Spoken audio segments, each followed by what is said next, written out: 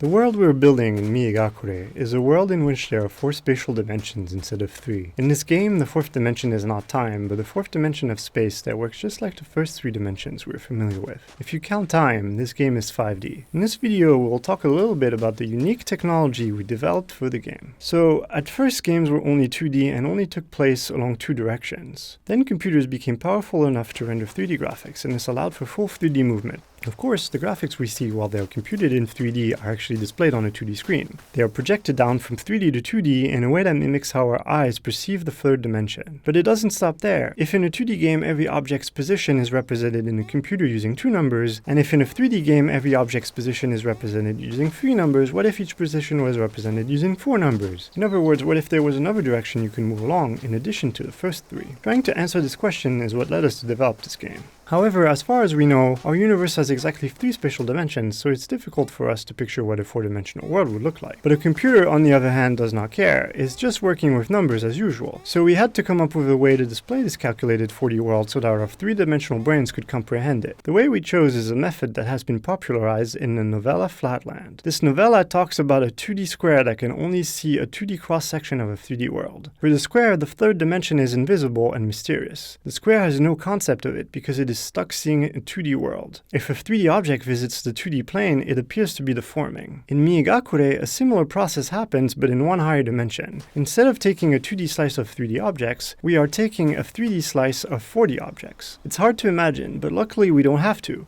A computer can just display it for us. But how to build a 4D world and the objects that populate it, especially without being able to fully see them? In a 3D game, objects are usually made out of triangles. The surface of a 3D object is 2D, and triangles are the simplest 2D shape. To generalize this concept, we add a dimension. The surface of a 4D object is 3D. So what is the simplest 3D shape?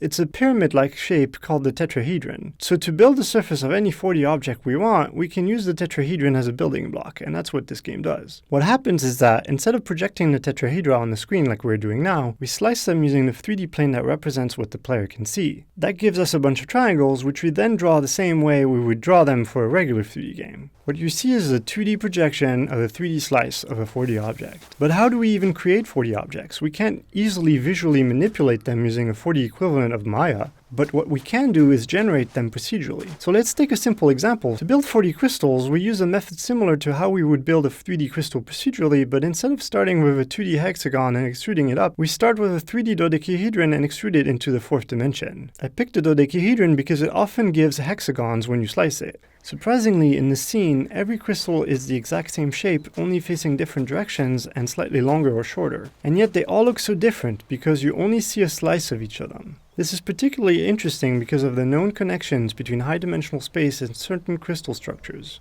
I can move a little bit in the 4th dimension and the scene will look slightly different, and again, slightly different. There are technically an infinite number of unique slices one could take. Here is another more complex example.